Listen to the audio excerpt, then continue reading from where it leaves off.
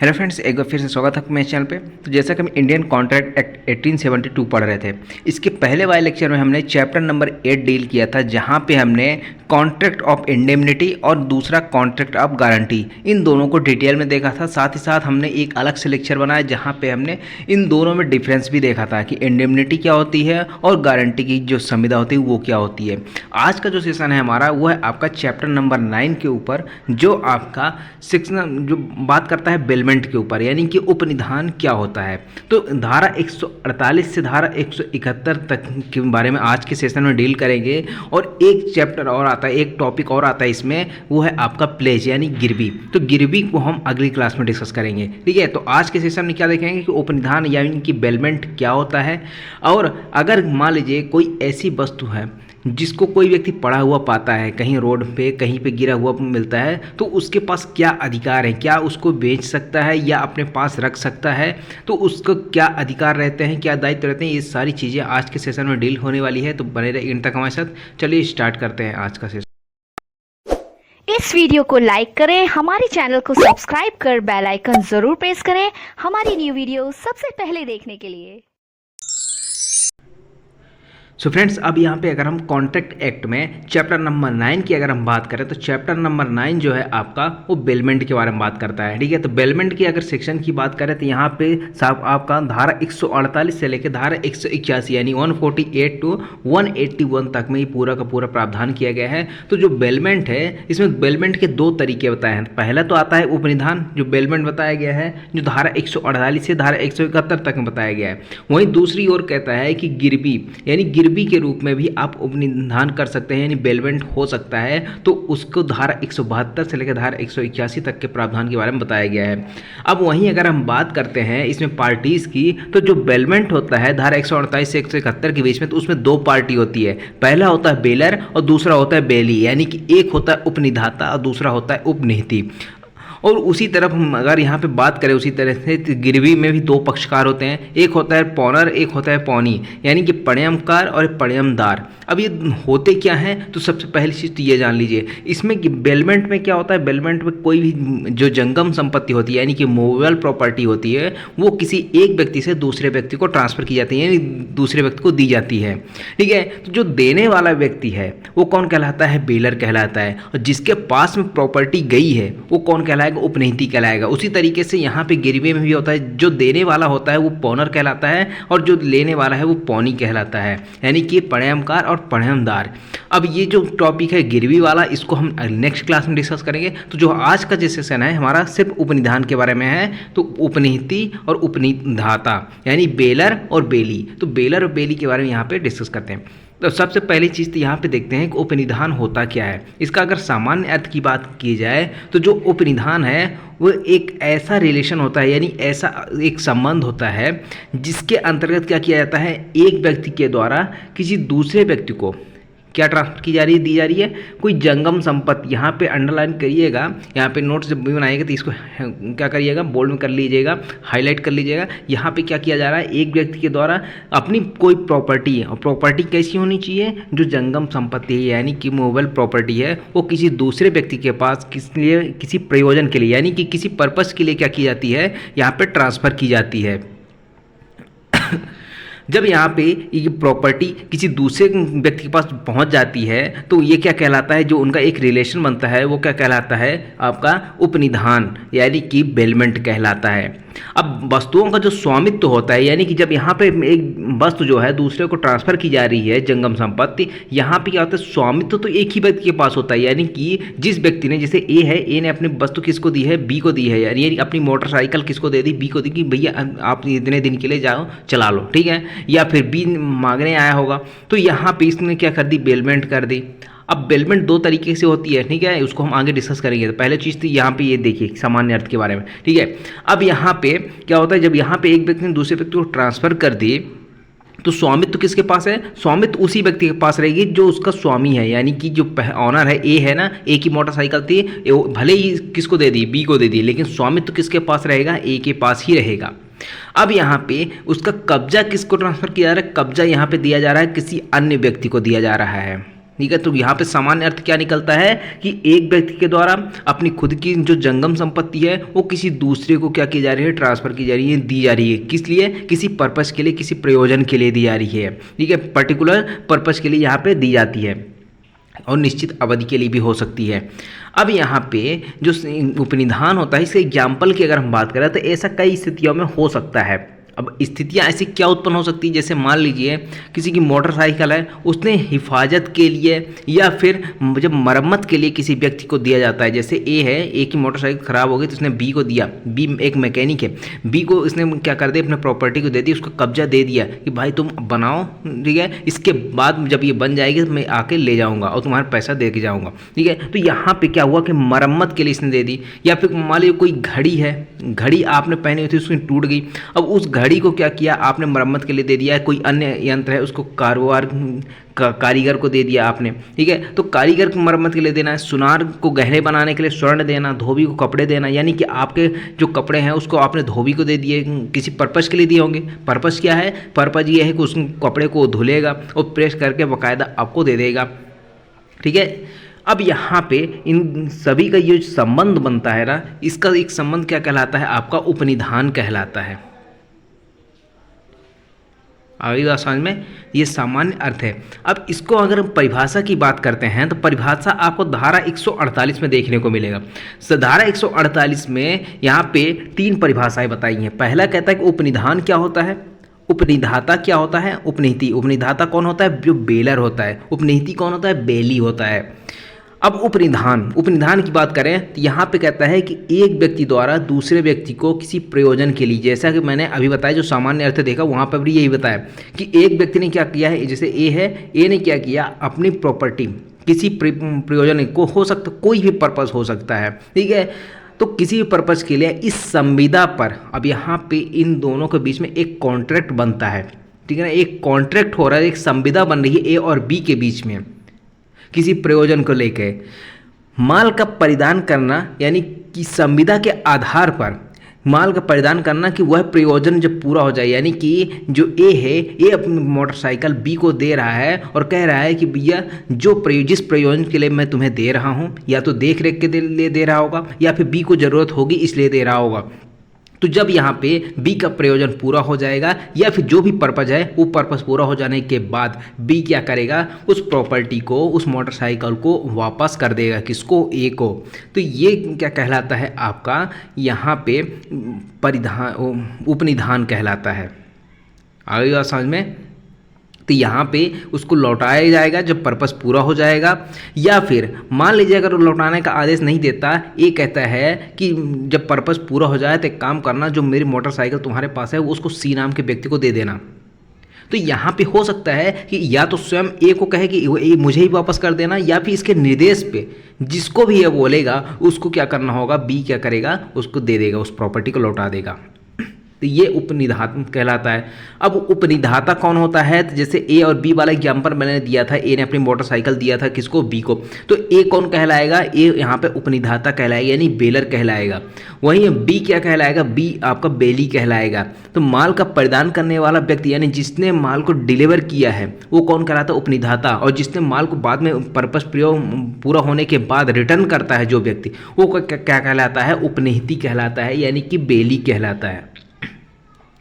I hope आपको ये उपनिधान, उपनिधाता और उपनीति तीनों आसानी से समझ में आया होगा। ठीक है, तो बेलर कौन होता है? जो माल देता है, जो डिलीवर करता है, और जो रिटर्न करता है बाद में पर्पस पूरा हो जाने के बाद उस माल को, वो कौन कहलाता है? उपनीति कहलाता है।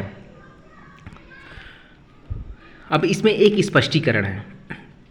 स्पष्टीकरण क्या कहता है? यदि वह व्यक्ति जो किसी अन्य के माल पर पहले से ही कब्जा रखता है और उसका धारण उपनीति के रूप में करने की संविदा करता है, तो वह उपनीति हो जाता है और माल का स्वामी उपनिधाता हो जाता है, यद्यपि वह माल उपनिधान के तौर पर प्रदत्त ना किया गया। अभी हमने देखा था कि क्या किया, जब उपनिधान होता है यानी बेलमेंट होता है, तो एक प्रॉपर्टी को किसी पर्पस के लिए एक व्यक्ति से दूसरे व्यक्ति को दिया जाता है, यानी कब्जा उसको दिया जाता है।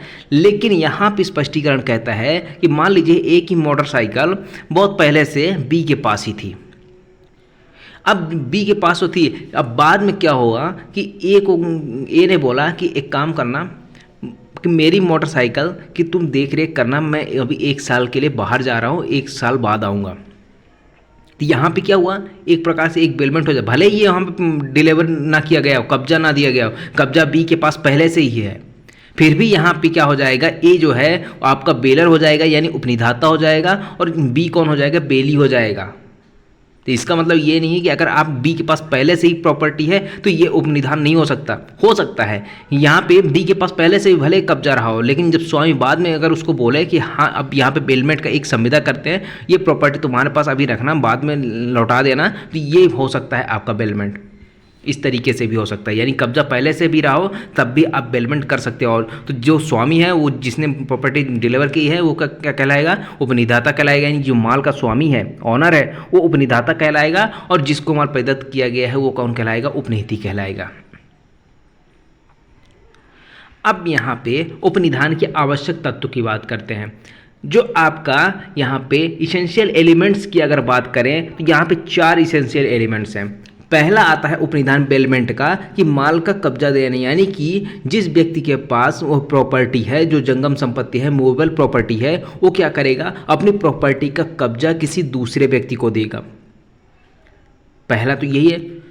दूसरा कहता है संविदा के अंतर्गत बेलमेंट, यानी कि जो उपनिधान होगा उसमें संविदा भी होगी, संविदा के बिना यहाँ उपनिधान नहीं हो सकता, ये चीज़ कहते हैं।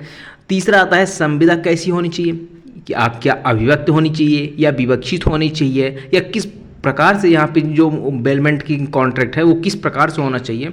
उसके बाद 4th नंबर आता है किसी शर्त, यानी कि जब यहाँ पे बेलमेंट किया जाएगा तो बेलमेंट किसी कंडीशन पे होना चाहिए। और कंडीशन कैसी हो सकती है, कंडीशन ये हो सकती है कि जो ए है अगर अपने कुछ सामान दे रहा है बी को, तो बी से क्या कहेगा कि भैया जो भी यहाँ पे पर्पस है, जिस प्रयोजन के लिए मैं आपको यह प्रॉपर्टी दे रहा हूँ, वो प्रयोजन पूरा होने के बाद जो मेरा माल है, मेरा संपत्ति है, उसको आप रिटर्न कर दोगे। तो ये मैंने क्या लगा दी, उस पर एक कंडीशन लगा दिया। तो यहाँ पे एक कंडीशन भी हो सकता है। अगली बात समझ में। अब यहाँ पे एक एक करके इन सभी जो आवश्यक तत्व हैं उसको हम डिस्कस करते हैं। सबसे पहला आता है आपका माल का कब्जा देना। तो जो आपका उपनिधान है यानी कि बेलमेंट है, बेलमेंट का सबसे प्रथम आवश्यकता क्या होना चाहिए कि जो माल का कब्जा है, एक व्यक्ति द्वारा माल का कब्जा दूसरे व्यक्ति को दिया जाना चाहिए। क्या होना चाहिए, एक व्यक्ति के द्वारा माल का कब्जा दूसरे व्यक्ति को दिया जाना चाहिए।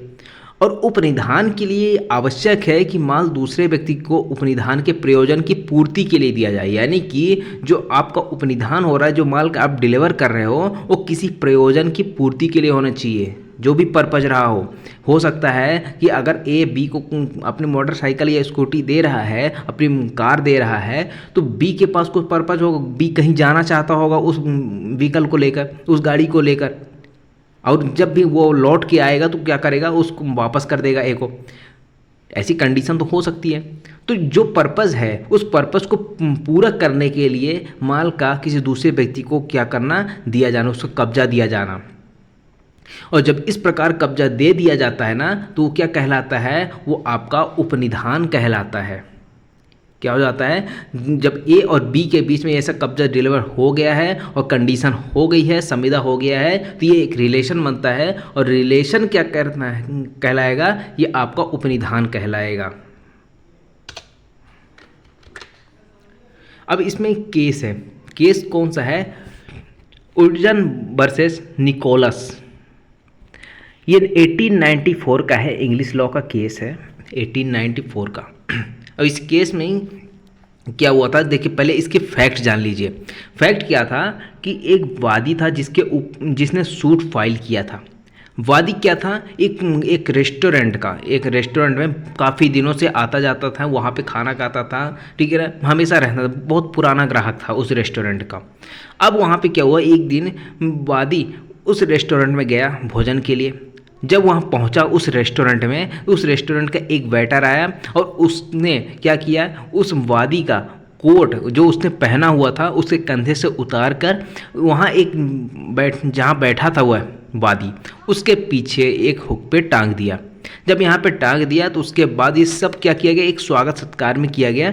अब जब भोजन कर चुका, यानी कि जो आपका वादी है उसने भोजन किया, और भोजन करने के बाद जब अपने कोट की तरफ देखा तो कोट गायब था। तो यहाँ पे वेटर ने क्या किया, यह वेटर ने यह कार्य केवल वादी के स्वागत के लिए किया था। ठीक है, ध्यान रखना किसका काम था, वादी का काम था। लेकिन यहाँ पे वादी ने क्या कर दिया, रेस्टोरेंट पे केस कर दिया। रेस्टोरेंट पे केस कर दिया कि इस जो कोट मेरी गायब हुई है ये किसकी जिम्मेदारी से, जो वेटर था, वेटर की जिम्मेदारी पे मैंने दिया था, उसने खुद से उतारा और हुक पे टांग दिया था। ठीक है, तो यहाँ पे जो न्यायालय है, न्यायालय ने क्या कहा, इस केस में उपनिधान मानते हुए, यानी कि यहाँ पे विवक्षित रूप से यहाँ पे उपनिधान माना, बेलमेंट माना, और यहाँ पे जजमेंट सुनाया कि जो हानि हुई है उस वादी को, उसके लिए कौन लायबल होगा, उसके लिए लायबल होगा आपका जो रेस्टोरेंट का मालिक है। और रेस्टोरेंट के मालिक को यहाँ पे क्या कर दिया गया, उसको लायबल ठहराएगा और उसको नुकसान दिलवाएगा, यानी जो भी उसका नुकसान हुआ उसको दिलवाया गया वादी को। अब एक केस और था, new India assurance company limited versus DDA 1991 का केस था। अब इसमें क्या कहा गया कि जो कब्जा है, जो आपका कब्जा दिया जाता है एक व्यक्ति से दूसरे व्यक्ति को, किसी यहाँ पे जंगम संपत्ति के बारे में, ठीक है, क्योंकि यहाँ पे जंगम संपत्ति, इमूवेबल प्रॉपर्टी तो आ नहीं सकती है, स्थावर संपत्ति, सिर्फ जंगम संपत्ति की बात करता है। ठीक है, अब यहाँ पे क्या होता है, जो कब्जा होता है वो उपनिधान का एक सार होता है, यानी कि इस केस में क्या कहा गया था कि जो कब्जा है उपनिधान का एक सार है। अब इस केस में इसके फैक्ट क्या थे, फैक्ट ये था कि जो आपका यहाँ पे वादी था, वादी ने क्या किया, एक पार्किंग क्षेत्र था, पार्किंग क्षेत्र में अपना ट्रक खड़ा किया। ट्रक खड़ा करने के बाद वहाँ से एक रसीद लेता है जो 24 घंटे के लिए था, कि 24 घंटे के लिए आप मेरे ट्रक का देख रेख करेंगे, पार्किंग क्षेत्र का मालिक। उसके बाद जब पार्किंग क्षेत्र का मालिक है तो बाद में ना तो उसका ट्रक लौटाया और ना ही यह इसका विश्वसनीय कारण कोई स्पष्टीकरण दिया कि उसका ट्रक गया कहाँ, उसके वाहन का क्या हुआ, कुछ भी नहीं माना। तो यहाँ पे न्यायालय ने यहाँ भी क्या कहा गया कि ये एक प्रकार से उपनिधान है, आपने क्या किया, एक संविदा की है उसके ट्रक के रक्षा करने के लिए, देख रेख करने के लिए, 24 घंटे के लिए उसके पास रसीद है। तो यहाँ पर जो पार्किंग क्षेत्र का मालिक था उसको यहाँ पे निर्णित किया गया, यानी कि जजमेंट दिया गया उसके विरुद्ध कि आपको क्या करना होगा, उस वाहन की कीमत चुकानी होगी। तो वाहन की कीमत चुकाने का आदेश इसमें दिया गया और उपनिधान इसको माना गया, बेलमेंट माना गया। आगे समझ में, तो ये आपका। अब जब यहाँ पे एक व्यक्ति दूसरे व्यक्ति को माल कब्जा देता है तो किस प्रकार से देगा, यानी कि माल किस प्रकार से सौंपेगा, इसके लिए भी यहाँ पे एक सेक्शन बताया गया है, सेक्शन 149। जो आपकी गुड्स की डिलीवरी होगी इस बेलमेंट के तहत तो किस प्रकार से किया जाएगा, ये आपका सेक्शन 149 कहता है। सेक्शन 149 क्या कहता है कि उपनिहिति को परिधान किस प्रकार किया जाएगा, तो उपनिहिति को परिधान कुछ ऐसा करने द्वारा किया जा सकेगा जिसका प्रभाव उस माल को आश्रित उपनिहिति के या उसकी ओर से धारण करने के लिए प्राधिकृत किसी व्यक्ति के कब्जे में रख देना हो। यानी कि ए है, बी के साथ अगर बेलमेंट हो रहा है तो ए जो एक पास जो भी मूवेबल प्रॉपर्टी है, जो जंगम संपत्ति है, वो कब्जा इस प्रकार से देगा कि बी के कब्जे में वह प्रॉपर्टी आ जाए, या फिर बी के निर्देशानुसार जो भी व्यक्ति, बी जिसको बोले कि सी है, सी को क्या करना, उस दे देना प्रॉपर्टी। तो यहाँ पे अगर ए जो है कब्जा दे देता है या तो सी को या फिर बी को, बी के कहने पर सी को, या फिर डायरेक्ट बी को ही दे रहा है, क्योंकि बेलमेंट किससे हो रहा है, बी से हो रहा है, या तो डायरेक्ट बी को दे सकता है या फिर बी के निर्देशानुसार जिसको प्राधिकृत किया हो सकता है, जो सी है बी का यही एक एजेंट हो, ठीक है, भेजा हो उसने कि जाके उस प्रॉपर्टी के लिए बेलमेंट हुई है, हमारी संविदा हुई है। तो यहाँ पे इस प्रकार से प्रॉपर्टी दी जा सकती है, यानी कि अपना कब्जा दूसरे व्यक्ति को दे देना। तो जब तक यहाँ पे कब्जा नहीं दिया जाता तब तक ये बेलमेंट नहीं होगा। अब यहाँ पे सेक्शन 148 हमने पढ़ा, ठीक है, जहाँ पे परिभाषा हमने देखी कि उपनिधान क्या होता है, उपनिधाता और उपनीति कौन होता है। तो उसी में एक स्पष्टीकरण भी हमने पढ़ा था। तो उसी स्पष्टीकरण के अनुसार जब हम यहाँ देखते हैं तो यहाँ पे कहता है कि जो आधिपत्य होता है, यानी कि जो कब्जा दिया जा रहा है ना, उसको दो तरीके से सौंपा जा सकता है। किस तरीके से?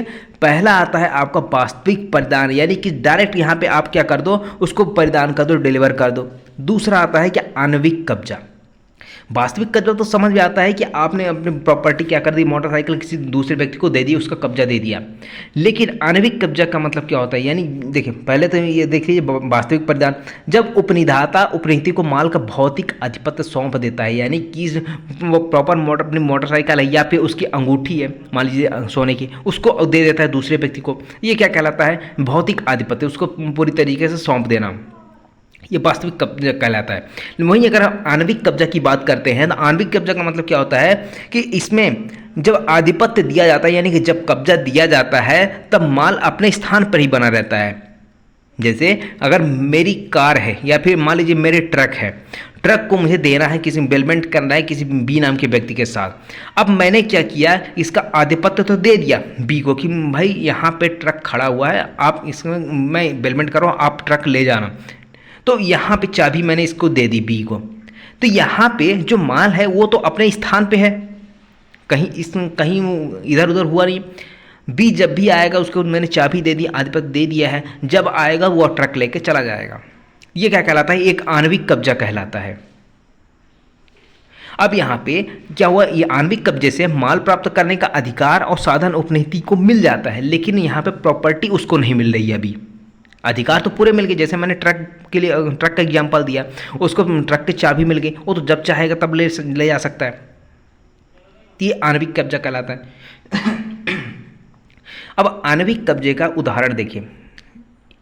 अब आणविक कब्जे का उदाहरण की हम बात करें तो एक केस है फजल बनाम सलामत राय।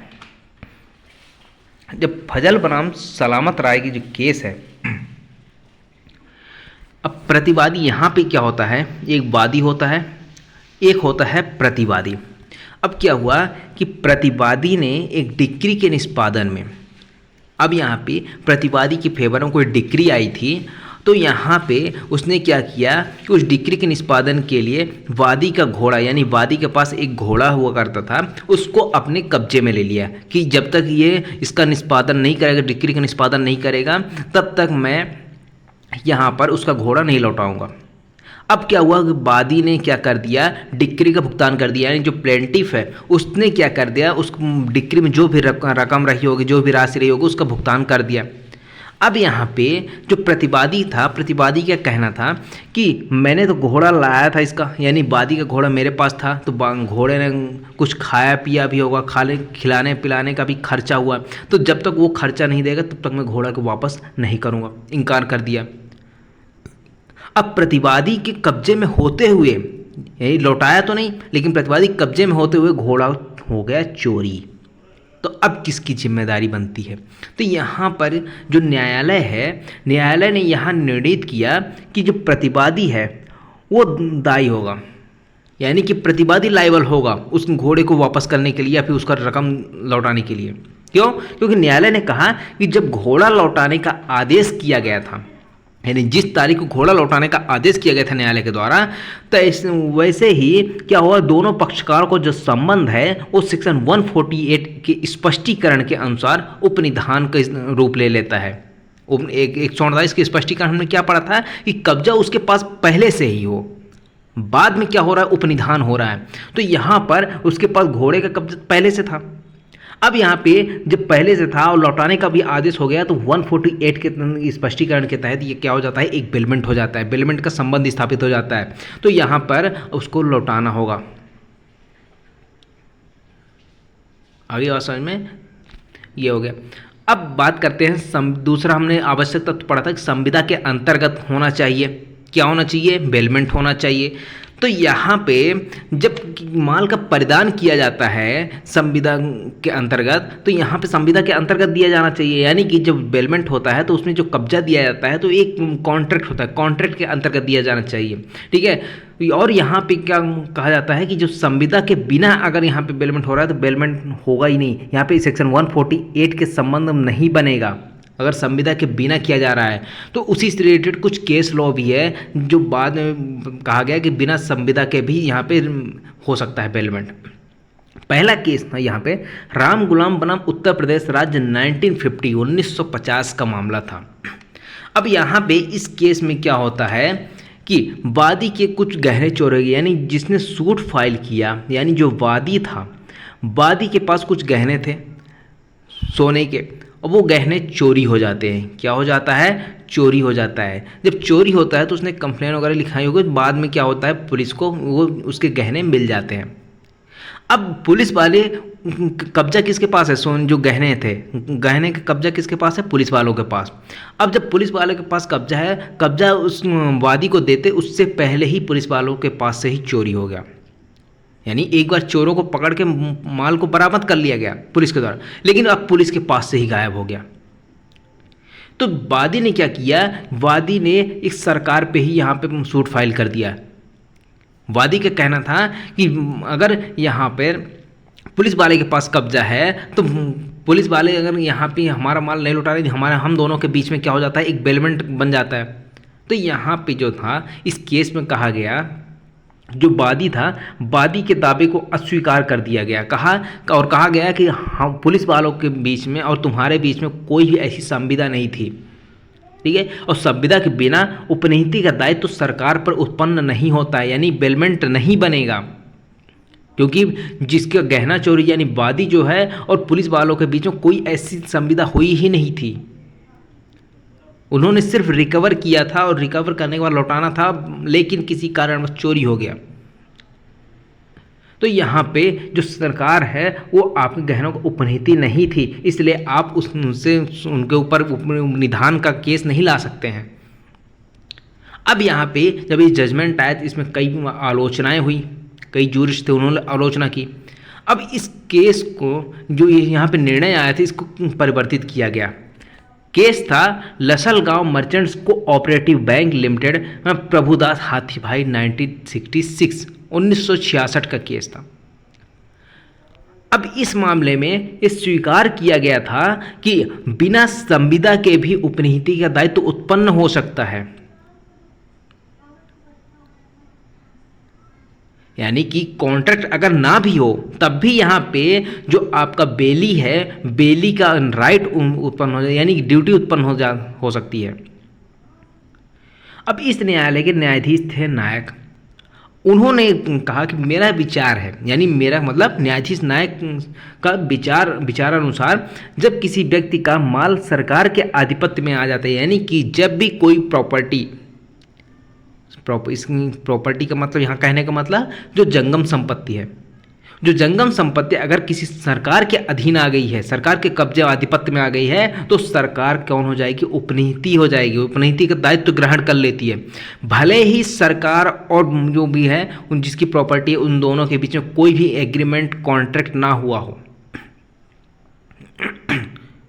ठीक है। तो यहाँ पे बिना संविदा के भी यहाँ पे क्या हो सकता है? उपनीति का दायित्व उत्पन्न हो सकता है। और इस चीज़ को हमारे सुप्रीम कोर्ट ने, कि एक केस है state of Gujarat versus Memon Mohammad 1967, इसमें इस सिद्धांत को स्वीकार कर लिया गया कि बिना कॉन्ट्रैक्ट के, बिना संविदा के भी उपनिधान हो सकता है। अब यहाँ पे जो तीसरा हमारा आवश्यक तत्व था वो है आपका संविदा। जो संविदा विवक्षित हो या अविभक्त रूप से हो, किस प्रकार से हो सकती है। तो यहाँ पे देखिए, यहाँ पे कहा गया कि जो संविदा है वो चाहे अभिव्यक्त रूप से की जाए या विवक्षित रूप से की जाए, किसी भी प्रकार से हो सकती है। अभिव्यक्त मतलब कि हम समझ गए कि आपको प्रॉपर लेखा जोखा होना चाहिए, पूरा कॉन्ट्रैक्ट तैयार होना चाहिए। और विवक्षित का मतलब एक एग्जाम्पल यहाँ पे देख लेते हैं कि governor general of India in council versus jubilee mills limited 1953 का केस है। अब इसमें क्या हुआ था कि एक बात था, इसमें क्या कहा गया कि एक रेलवे स्टेशन के स्टेशन मास्टर की सहमति से, यानी कि जो रेलवे स्टेशन का जो स्टेशन मास्टर होता है उसकी सहमति से क्या किया गया, एक व्यक्ति द्वारा माल डिब्बे ना मिलने के कारण, यानी कि वहाँ पे जगह ना मिलने के कारण, डिब्बे नहीं मिलने के कारण प्लेटफॉर्म पर ही रख दिया गया। ये किसकी सहमति से था? स्टेशन मास्टर की सहमति से था। तो यहाँ पे उस जहाँ माल रखा गया, डिब्बा नहीं मिला, वो जहाँ माल रखना था उसके कारण प्लेटफॉर्म पे रखने की सहमति ली गई और सहमति से माल रख दिया गया। अब वहाँ पे जहाँ रखा गया तो एक इंजन से क्या हुआ, चिंगारी निकली और पूरा माल जल गया। जब पूरा माल जल गया तो यहाँ पे क्या जजमेंट आता है कि यह एक विवक्षित उपनिधान माना जा सकता है, यानी कि माना गया इस केस के तहत विवक्षित उपनिधान माना गया और रेलवे कंपनी को यहाँ पे आदेशित किया गया कि जो माल नुकसान हुआ है उसकी भरपाई आप करोगे, क्योंकि ये स्टेशन मास्टर की सहमति से रखा गया था। अब बात आती है कि जो आपका लास्ट वाला था आवश्यकता, तो वो है आपका किसी शर्त पर, यानी कि किसी कंडीशन पे होना चाहिए आपका बेलमेंट। तो माल का उपनिधान सदैव ही किसी उद्देश्य के लिए होता है, ये तो आप समझ गए होंगे कि किसी पर्पस के लिए, किसी उद्देश्य के लिए होता है। और जब उसमें ये शर्त लिखी जाती है कि जब उद्देश्य पूरा हो जाएगा तो माल उपनिधाता को या उसके आदेशानुसार किसी अन्य व्यक्ति को वापस कर दिया जाएगा। यानी कि जो बेलर है, बेलर ये कंडीशन लगाएगा कि जब मैं अपनी प्रॉपर्टी आपको दे रहा हूँ तो आपका जो भी उद्देश्य हो उस प्रॉपर्टी को लेकर, जो भी संपत्ति को लेकर, वो जब यहाँ पे उद्देश्य पूरा हो जाएगा तो आप क्या करोगे, उस माल की डिलीवरी मुझे वापस कर दोगे, या फिर मेरे डायरेक्शन के अनुसार, यानी मैं कौन हुआ यहाँ पे उपनिदाता यानी बेलर हो गया, तो बेलर के अनुसार या फिर बेलर के आदेशानुसार किसी व्यक्ति को क्या करोगे, आप उस माल को वापस कर दोगे। यहाँ पे मैं ये कंडीशन लगा रहा हूँ, तो ये कंडीशन के साथ यहाँ पे बेलमेंट होता है। अब उपनिधान के कुछ अन्य मामले हैं जहाँ पे कहता है कि ये उपनिधान नहीं हो सकते हैं। कैसा? जैसे देखिए, एक केस था इच्छाधानजी बनाम नथा, ILR 1888 का केस है, वो पुराना केस है। इसमें कहा गया था कि अगर कोई व्यक्ति बैंक में जो रुपया जमा करता है वो उपनिधान नहीं है कि मैं अपनी प्रॉपर्टी आपको दे रहा हूँ और आप मुझे लौटा देना, ऐसा नहीं है। क्यों? क्योंकि जो मैं जिस नोट को मैं दूंगा बैंक को जमा करूंगा, ये ज़रूरी नहीं कि वही नोट मुझे मिले। लेकिन यहाँ पे उपनिधान में क्या होता है कि जो संपत्ति, जो चीज़ मैं दे रहा हूँ दूसरे व्यक्ति को, उसे वही चीज़ वापस मिलेगी।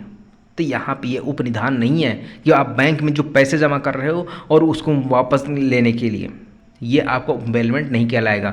उसी तरीके से शंकर लाल बनाम भूरा लाल 1951 का केस है। इसमें कहा गया कि जो एक एजेंट होता है वो स्वामी के धन का उपनिहित नहीं होता, यानी स्वामी ने जो उसको धन दिया होगा उसका वो बेली नहीं है। बेलमेंट का प्रावधान यहाँ पे स्टार्ट नहीं होगा। जो आपका एजेंट के रूप में जो व्यक्ति है, ये दो केस थे। आई होप आपको समझ में आ गए होंगे। अब यहाँ पे उपनिधाता और उपनिहिती के दायित्व तो अधिकार के बारे में बात करते हैं, तो सबसे पहले हम बात करेंगे उपनिधाता के अधिकार व दायित्व के बारे में।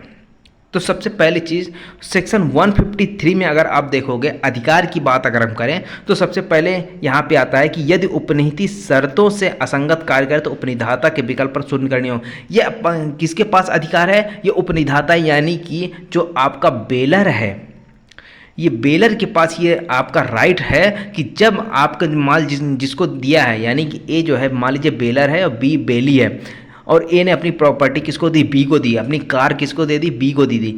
तो यहाँ पे जिस शर्त पे दिया होगा कार, उसको अगर उस शर्त से असंगत रूप से यहाँ पे बी क्या करता है, उस कार को ड्राइव करता है, चलाता है या फिर शर्तों का उल्लंघन करता है, तो ए के पास राइट है कि वो उस उपनिधान को यानी बेलमेंट को क्या कर सकता है? शून्य करनी घोषित करवा सकते हैं। यानी कि उसके विकल्प क्या हो गए? शून्य करनी है। अब शून्य करनी, शून्य, ये सब क्या होता है? ये हम जब कॉन्ट्रैक्ट एक्ट का लेक्चर पढ़ रहे थे, स्टार्ट किए थे, तब हम सारी चीज़ देख लिए थे।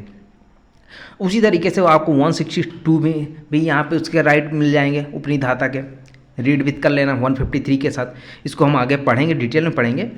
163 एक और धारा है 163 जहाँ पे कहता है उपनिहित माल में वृद्धि या लाभ का अधिकार। अब मान लीजिए ए है, ए ने क्या किया है? अपनी प्रॉपर्टी किसी बी को दी दी। अब जब बी को दे दी तो उपनिहित कर दी। उपनिहित कौन हो गया? बी। प्रॉपर्टी किसके पास चलेगी? बी के पास। लेकिन जब बी के पास प्रॉपर्टी चली गई है और उस प्रॉपर्टी से कुछ लाभ मिल रहा है, कुछ वृद्धि हो रही है, तो वो वृद्धि या लाभ पाने का हकदार कौन होगा? ये उपनिधाता यानी कि बेलर होगा। यानी बेलर को ये राइट होगा कि जो भी वृद्धि हुई है, जो लाभ हुआ है, वो किसको मिले? उपनिधाता को मिल जाए।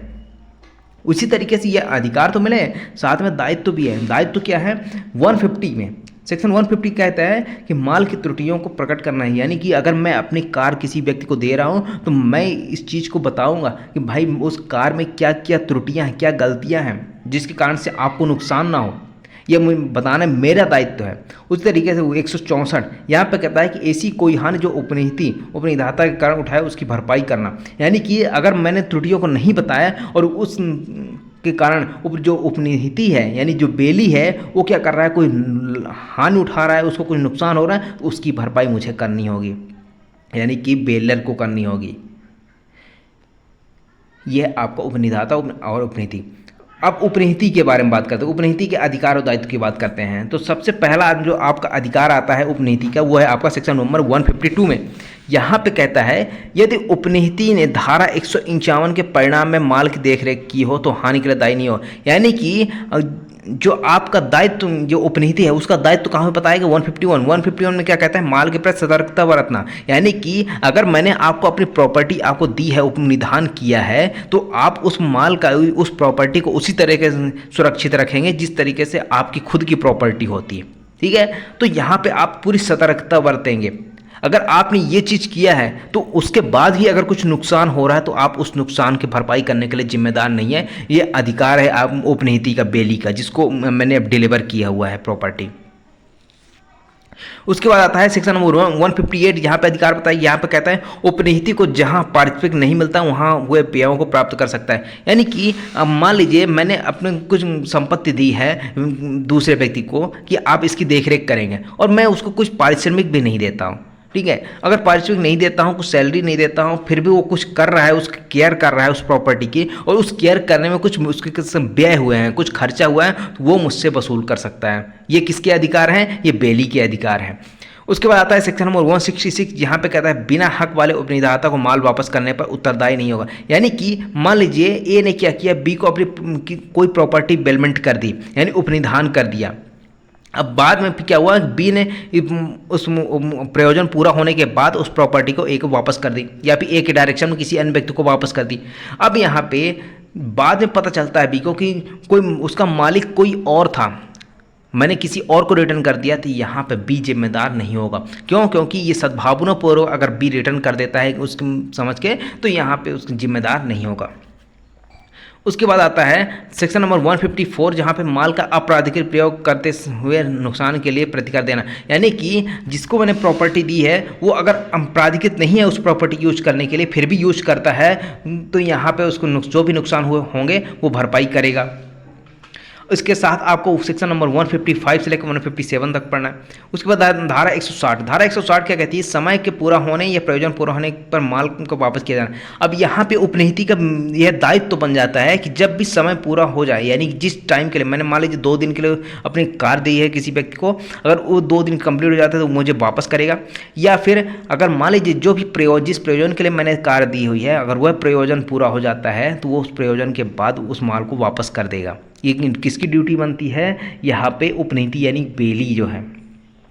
उसके बाद आता है सेक्शन नंबर 159। सेक्शन नंबर 159 क्या कहते हैं, बिना प्रतिफल के दिया गया माल जब कभी उपनिधाता अपेक्षित के लिए लौटाया होगा। यानी कि मैंने किसी को अपनी प्रॉपर्टी दी, दोस्त है मान लीजिए, दोस्त को मैंने अपनी बाइक दे दी, बाइक की ज़रूरत थी दोस्त को, कहीं जाना था उसको, तो मैंने उसको ऐसे ही दे दी। करते हैं ना, दोस्त बाइक मांगता है दे देते हैं, क्योंकि उसको देख रेख करेगा, अपना लेके जाए, उसका काम पूरा हो जाएगा, वापस कर देगा।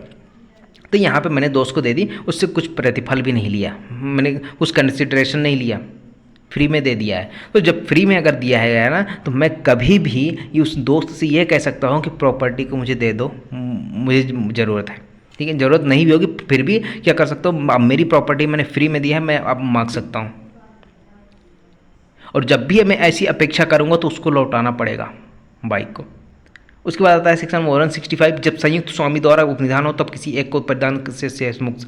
अब यहाँ इसका मतलब क्या है कि मान लीजिए किसी प्रॉपर्टी का ABC तीनों यहाँ पे मालिक थे। ठीक है, अब यहाँ पे इन तीनों में से किसी के द्वारा या फिर तीनों के द्वारा क्या किया गया, D नाम के व्यक्ति को उपनिधान किया गया अपनी प्रॉपर्टी। जब D का प्रयोजन पूरा हो गया तो इसने क्या कर दिया, B को मान लीजिए सिर्फ B था, जब रिटर्न करने आया था सिर्फ B बस था, तो B को उस प्रॉपर्टी को रिटर्न कर दिया।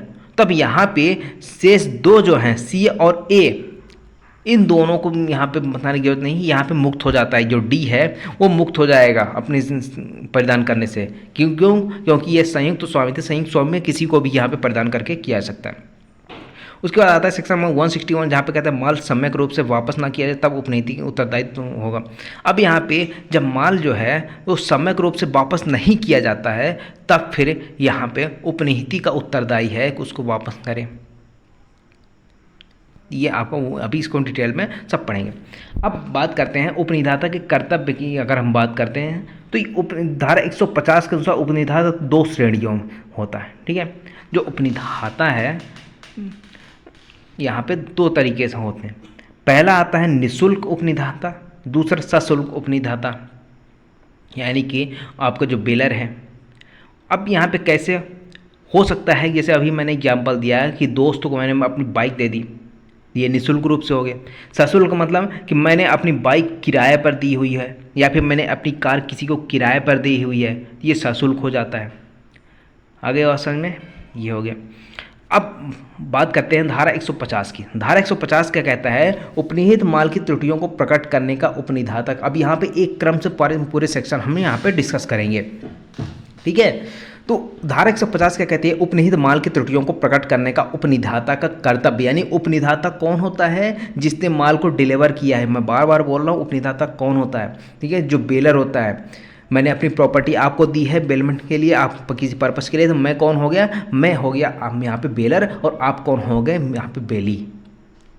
तो जब मेरी प्रॉपर्टी है तो मेरी प्रॉपर्टी के बारे में उपनिधाता उपनिहित माल की उन त्रुटियों को उपनिहित को प्रकट करने के लिए आबद्ध है। यानी मैं अब जो भी त्रुटियां हैं उस माल को लेकर, जो संपत्ति को लेकर जो भी त्रुटियां मुझे पता है, जिसकी जानकारी मुझे है, उसकी जब पूरी जानकारी मुझे देनी पड़ेगी, ठीक है। जिसकी जानकारी उपनिधाता को हो और जो उसके उपयोग में विघ्न डालती है। यानी कि अगर मैंने नहीं बताया तो सामने वाले की जो पर्पस है, जिस प्रयोजन के ले जा रहा है, उसमें क्या होगा, प्रभाव पड़ेगा, उसमें विघ्न डालेंगे वह त्रुटि, ठीक है। तो मुझे यहाँ पे बताना पड़ेगा। और मान लीजिए यदि वह ऐसा प्रकटीकरण नहीं करता है तो उपनिहितों को ऐसी त्रुटियों का प्रत्यक्ष नुकसान के लिए उत्तरदायी। यानी कि अगर ए है, बी, ए ने क्या किया, अपने माल को डिलीवर किया, उसके माल में कुछ कमियां थी, कमियां को नहीं बताया, उसके कारण बी को कुछ नुकसान हो गया, तो उसकी भरपाई कौन करेगा, ए करेगा, यानी कि बेलर। अब ये तो हो गया आपका सशुल्क वाला। अब मान लीजिए निःशुल्क वाला था, अब सशुल्क की बात करते हैं। यदि माल भाड़े पर उपनिहित किया गया हो, जो प्रॉपर्टी मैंने दी है वो किराए पर दी हुई है, ठीक है, तो यहाँ पे कहता है तो उपनिधाता ऐसे नुकसान के लिए उत्तरदायी है चाहे उपनिहित माल की ऐसी त्रुटियों के अस्तित्व से परिचित हो या ना हो। अगर मैंने किसी को किराए पर कोई संपत्ति दिया हुआ है, ठीक है, तो उस संपत्ति की त्रुटियों के कारण वो जो उपनिहिती है यानी बेली है, उसको अगर कुछ नुकसान हो रहा है तो फिर मैं भरपाई करूंगा, चाहे इसमें उस त्रुटियों से मैं परिचित रहा हूं या नहीं, यानी उस त्रुटियों के बारे में मुझे जानकारी हो या ना हो। अगर मैंने किराए पर दिया हुआ है, ठीक है, सशुल्क दिया हुआ है, तो उसके लिए ना मुझे यहाँ पे उसकी भरपाई करनी होगी। यानी कि अगर मेरे माल की त्रुटियों के कारण उसको यहाँ पे कुछ नुकसान हुआ है तो उसकी भरपाई मुझे करनी ही पड़ेगी, चाहे मैं उस त्रुटियों से परिचित रहा हूँ या नहीं। अगर आप कहीं से बाइक उधार लेते हैं, आजकल तो देखते होंगे बाइक उधार मिल जाती है, रेंट पे मिल जाती है, कार रेंट पे मिल जाती है, तो वहाँ पे अगर आप कार रेंट पे लेके गए और आपको कुछ उस कार के कारण कुछ नुकसान हुआ, कुछ चोट आ गई, तो आपकी भरपाई वो कौन करेगा, जिससे आप रेंट में उधार लेके आए हैं, ठीक है, रेंट पे लेके आए हैं वो कार, भले वो त्रुटियों से परिचित हो या ना हो। ये किसके बारे में, जो सशुल्क यहाँ पे क्या किया जाता है, उपनिधान किया जाता है। निःशुल्क वाले में तो यहाँ पे क्या करना होगा, अगर दोस्त ने बाइक मांगी, दोस्त को मैंने बाइक दे दी, त्रुटियों के बारे में पता है तो मैंने बता दिया, अगर नहीं पता है और फिर भी उसको नुकसान हो गया है तो फिर मैं भरपाई करने के लिए जिम्मेदार नहीं हूँ, ठीक। लेकिन यहाँ पे भी अगर मुझे पता है तो उसको उस त्रुटियों को बताना पड़ेगा, भाई ब्रेक फेल है, ब्रेक कम लग रहा है, क्या है कैसा है, ये सब मुझे बताना पड़ेगा, ये मेरी ड्यूटी हो जाती है। अब सशुल्क उपनिधान का एक केस था, हेमन एंड वाइफ वर्सेस नाई एंड सन्स 1881 का केस था। अब यहाँ पे क्या होता है, यहाँ पे भाड़े पर दिया गया माल, ठीक है, और भाड़े पर दिया गया और उसके बाद उपनिहित को कुछ नुकसान हो जाता है।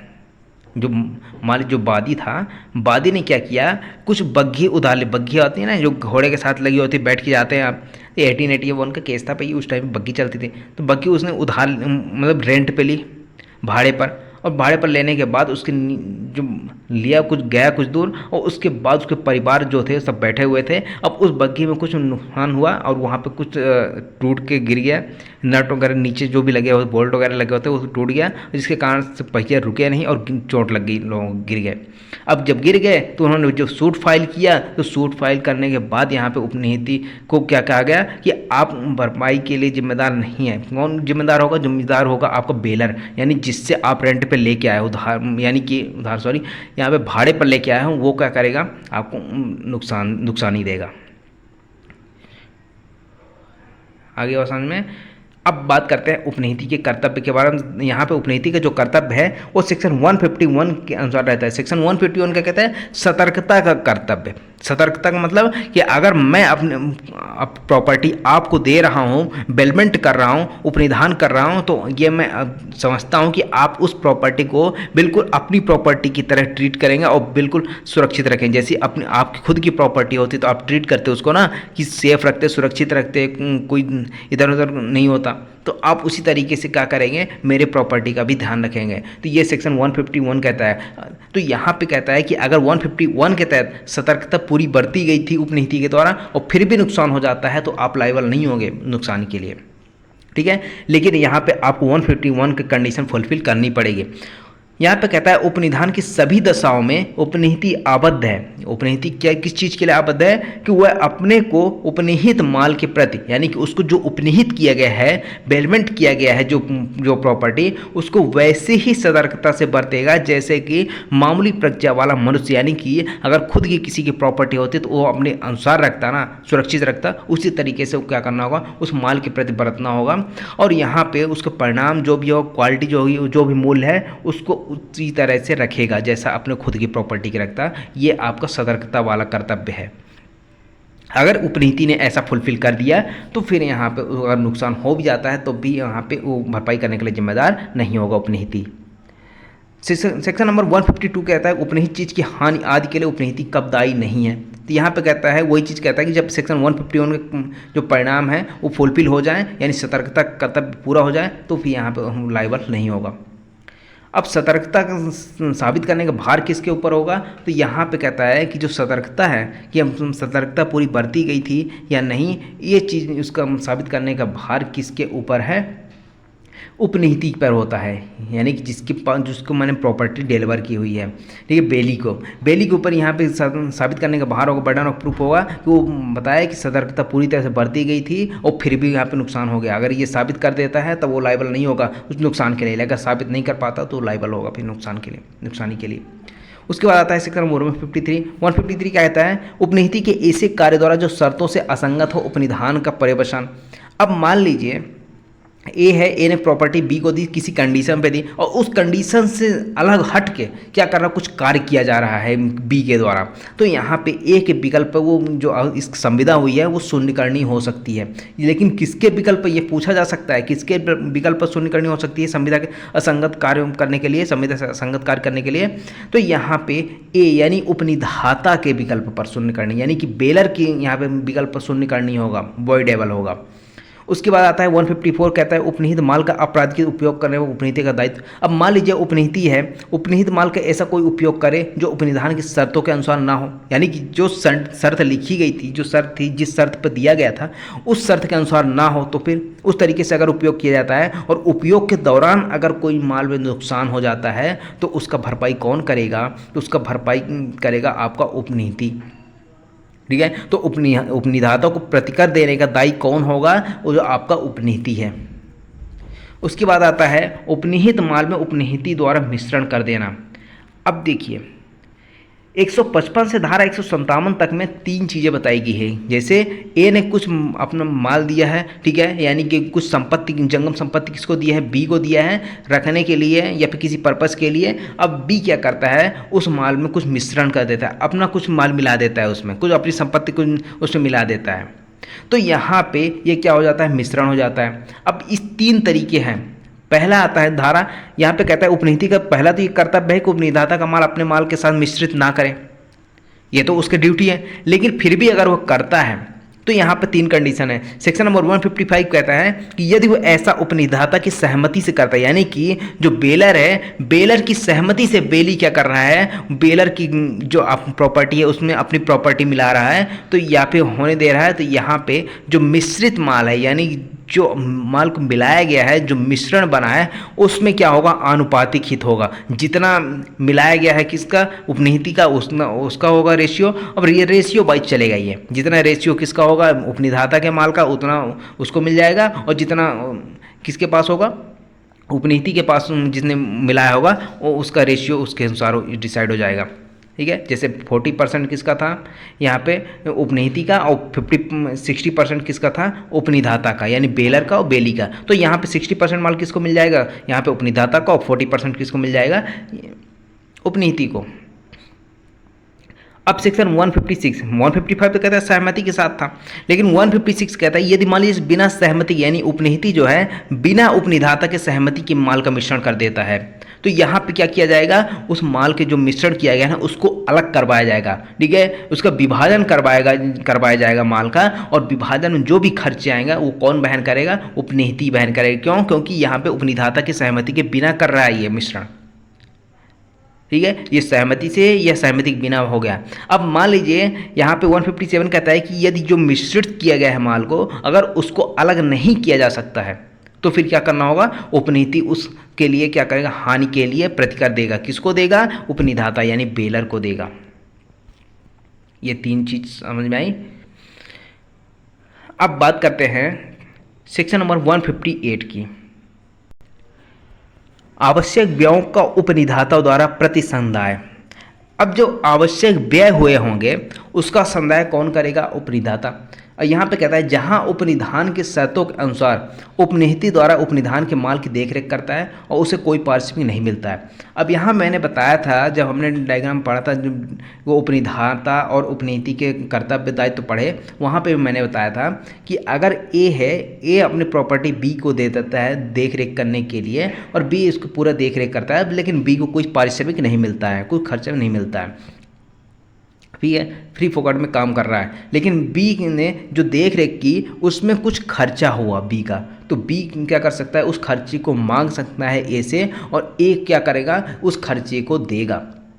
ठीक है, जो उसका प्रतिसंधाय करेगा, जो भी आवश्यक व्यय हुए हैं बी के उसको देगा। क्यों, क्योंकि ए की प्रॉपर्टी की देख रेख में उसने खर्चा किया है। उसके बाद आता है माल वापस करने का कर्तव्य। एक बार किसी को मैंने कब्जा दे दिया तो उसको ये कंडीशन लगाया था ना कि वो प्रॉपर्टी को वापस करेगा। जब यहाँ पे उस माल को कब्जा दिया गया था तो मैंने कंडीशन लगाया था कि जब यहाँ पे पर्पस पूरा हो जाएगा, जब प्रयोजन पूरा हो जाएगा, या फिर जिस समय के लिए दिया था वो समय पूरा हो जाए तो माल रिटर्न करना होगा।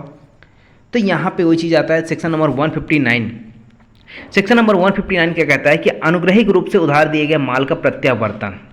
किसी चीज को उपयोगार्थ उधार देने वाला, यदि वो उधार अनुग्रहिक है, अनुग्रहिक का मतलब निःशुल्क रूप से मैंने दिया था किसी व्यक्ति को, दोस्त था, भाई था, किसी को मैंने निःशुल्क दे दिया है कि आप ले जाओ, जो भी कार्य है आप करो, वापस कर देना। ठीक है, निःशुल्क मैंने दिया। तो यहाँ पे जो उपनिधाता है वो जब भी यहाँ पे अपेक्षित करेगा कि उसको संपत्ति उसको वापस कर दी जाए, तो उसको क्या करना होगा, उसको वापस करना होगा।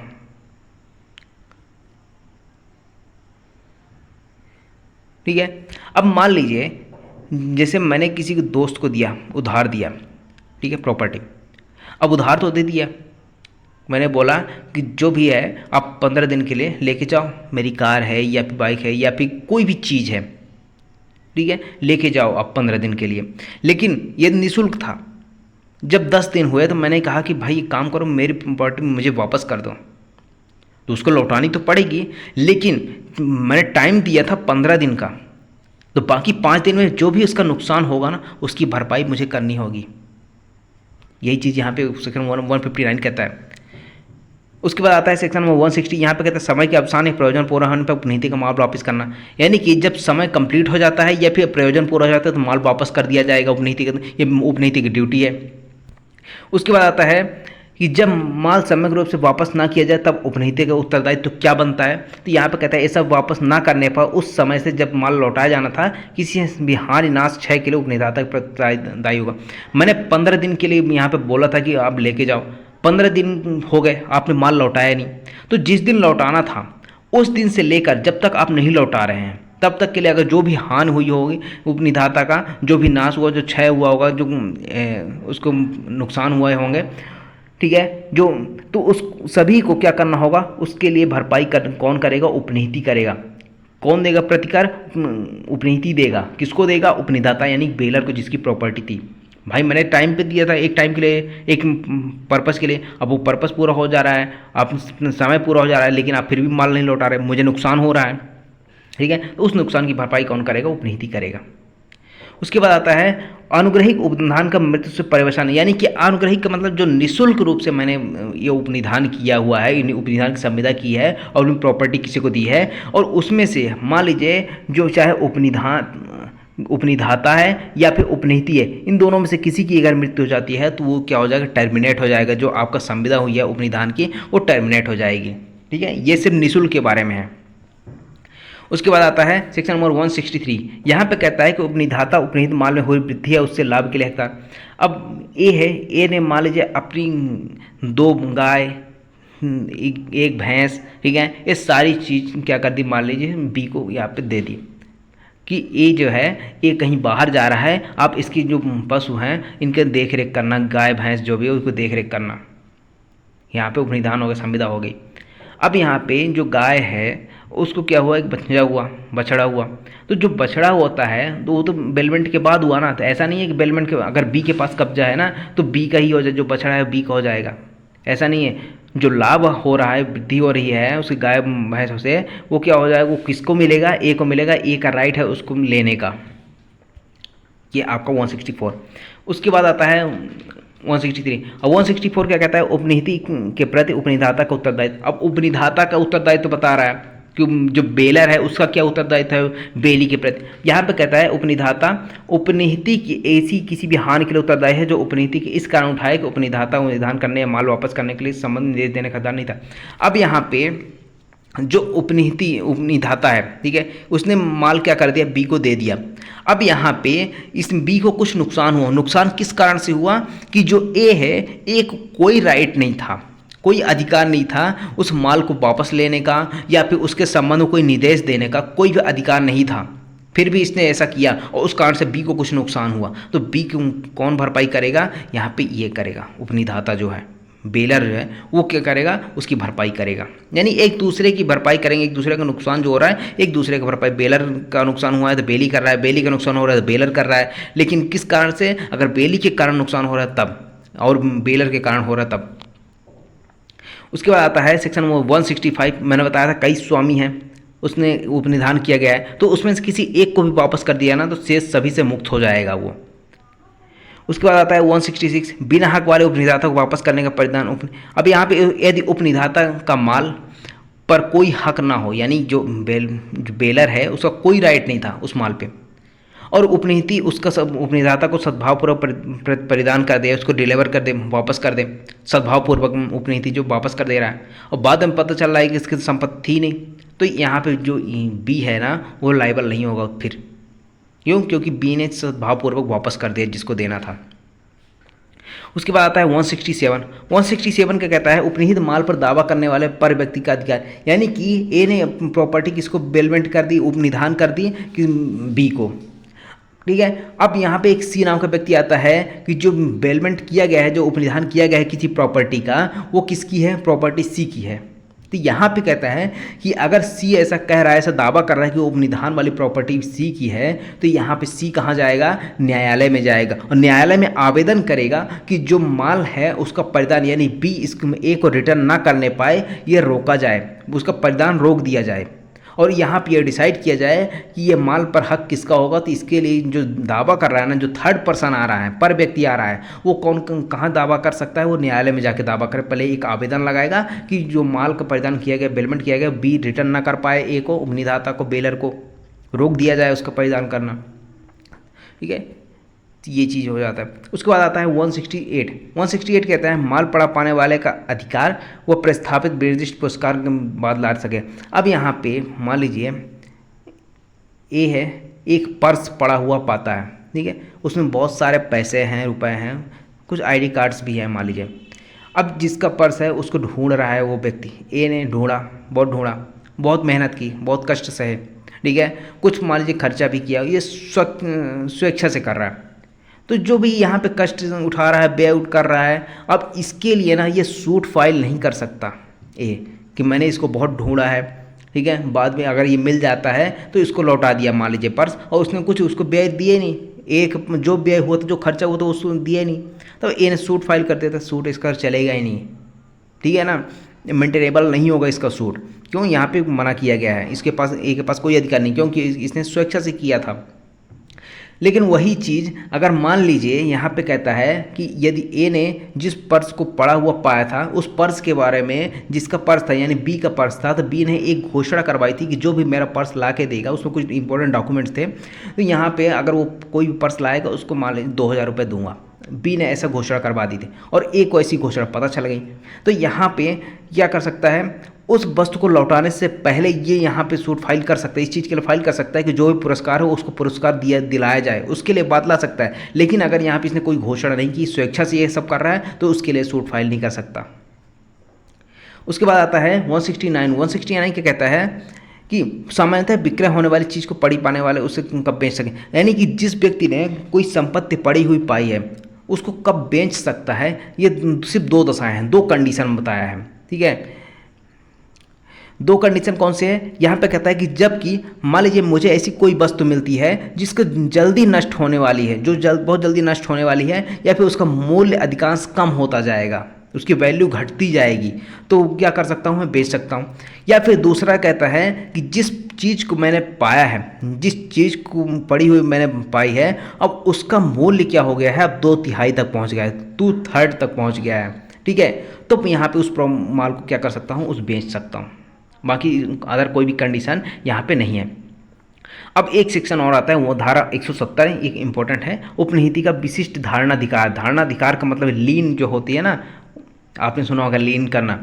धारणाधिकार का मतलब कि जो वस्तु है उसको धारण किए रहने का। यहाँ पे कहता है जहाँ की उपनिहित माल के बारे में उपनिधान के प्रयोजन के अनुसार कोई ऐसी सेवा की हो जिसमें श्रम या कौशल का प्रयोग अंतर्वलित हो, यानी कि जो उसमें क्या किया गया है, कोई कौशल दिखाया गया होगा, कोई स्किल्स उसमें बताई गई, कोई सेवा की गई होगी, कोई लेबर का काम किया गया होगा, तो वहाँ पे संविदा के अभाव में, जब संविदा है तब तो ठीक है उसको दे दिया जाएगा, लेकिन अगर संविदा नहीं है तो फिर ऐसे कंडीशन में ऐसे माल को तब तक धारण कर सकता है जब तक यहाँ पे उसको सेवाओं का उसे पारिश्रमिक नहीं मिल जाता। अब इसका एग्जाम्पल देखिए, ए है, ए ने अपनी घड़ी को सुधरवाने के लिए किसी मैकेनिक के पास गया, बी के पास गया, और बी ने क्या किया, उसको बोला कि 2 दिन बाद आना, तो वहाँ पे उसने उस घड़ी को सुधार देगा, ठीक है। घड़ी को बी ने सुधार दिया, अपने कौशल दिखा दी, ठीक कर दिया।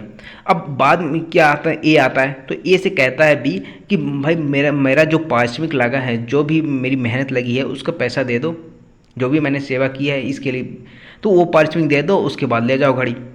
तो यहाँ पे ए जब तक उसको पैसा नहीं देता, उसका पारिश्रमिक नहीं देता है, तब तक ये धारण कर सकता है, उस प्रॉपर्टी को अपने पास रख सकता है, ठीक है। कोई सेवा की हो उस सेवा को मांग सकता है, पारिश्रमिक मांग सकता है, ठीक है, ये चीज़ आ जाती है।